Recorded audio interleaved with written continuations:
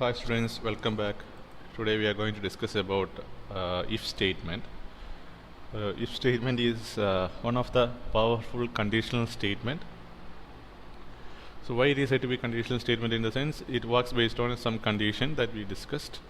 In the last classes we discussed about how to write a if statement. If have a true condition and a false if have a true statement as well as a false statement. If the condition is true, then it will go for a true statement. If the condition is false, it will go for a false statement. If the statement is if statement is responsible for modifying the flow of execution of a program. So all these explanations will be detailedly explained based on with the help of a example.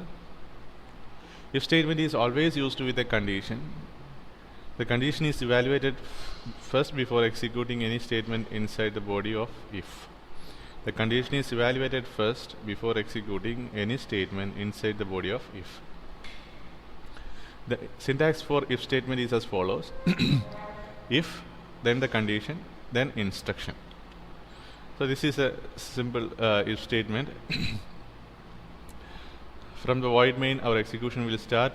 We have two variables, number 1 and number 2. Two variables are there, and each variable having separate values, number 1 equal to 1 and number 2 equal to 2. So this is a syntax for if statement. If, and inside the bracket we will mention the condition, number 1 less than number 2. If the condition is true, then this part of the statement, that means the true part of the statement will execute. If there is no false statement, so that is optional. If the false statement is optional. If there is no false statement, then what will happen? The true statement only will execute if the condition is true. If the condition is false, then it will come out of the block. Actually, this is a block. If, then the condition. If the condition is true, the code inside the block will execute. In this case, this is a block. This open brace to this closing brace is considered as a block. If this condition is false, then what will happen? It will get out of the block. It will get out of the block and execute the remaining statement. For example, 1 less than 2, the condition is true, so the number 1 is smaller than number 2 will print on the output console. If this condition is false, then it will not come into the block. So this is a block. Inside this, it will not come into this block.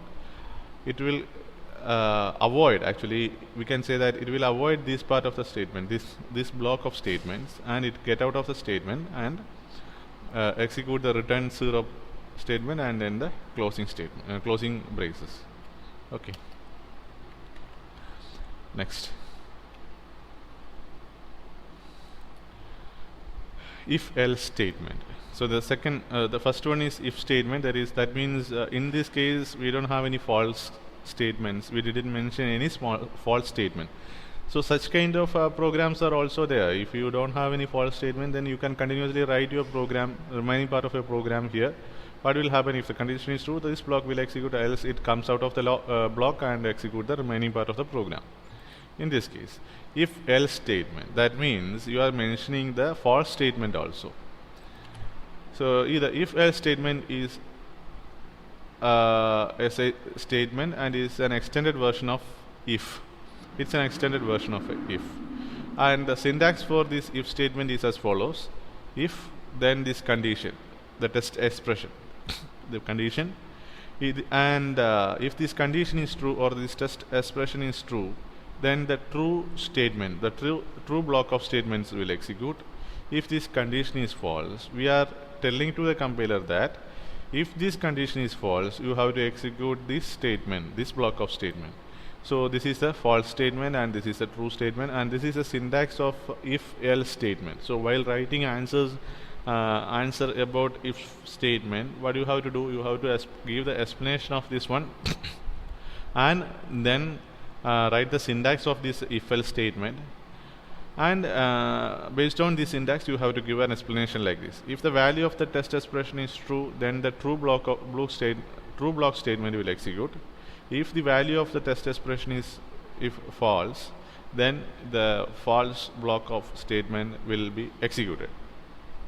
In any case, after the execution, the control will be automatically transferred to the statements appearing outside the block of it. That means if the condition is true, this block of code will execute, this else part will not execute. That is very important. After that, we have the continuous statement. That is, so after this part, if this condition is false, it will avoid this part of this block of statement and it get into this statement, execute this statement, and after this execution, it come out of the it executes the remaining part of the program. That is the meaning of this last statement. Next one is an example of if-else statement. Here the number is 19. So num is a variable and it is assigned with the number value, integer value 19. Here we are verifying the condition if number is less than 10. So in this case the number is 19. 19 is less than 10. So what's happening? The condition is false. So this block of statement will not execute. It comes to the else part of the program. Else part is what? This one. Printf the value is greater than 10. After that, it comes to the remaining part of the program. Remaining part of the program is return 0, and if there is any further statement, that will also be executed. So this is the case of an if-else statement.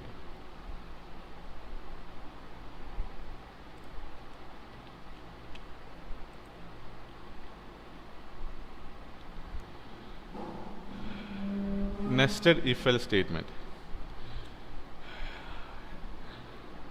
So this is a next type of else if statement.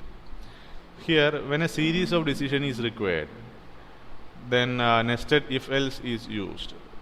Nesting means using one if-else constructs within another if-else, another one. That means nesting means using one if-else construct within another one. So I will explain what's that. So in this program, the number is 1, and if 1 is less than 10, condition is true. Then again we are saying another condition if number equal to 1. So this is the meaning of this statement. We are using one if-else statement within another if-else statement. Okay, that is said to be nesting. We are mentioning one if-else statement within another if-else statement. In this case, num equal to 1, and if num less than 1, that is num less than 10, that means 1 less than 10. If this condition is true, it comes into the true statement. So in the true statement, we are mentioning another condition. If num equal to 1, then we are saying that printf the value is. We will print the value of num. So in this case, we are mentioning one if-else statement within a if-else statement. Okay. If this condition is, if the value is 11, what's happening? If the value is 11, actually the font is not okay. Here, if num equal to 11 and if 11 less than 10, automatically the condition is false. That means 11 less than 10 is false.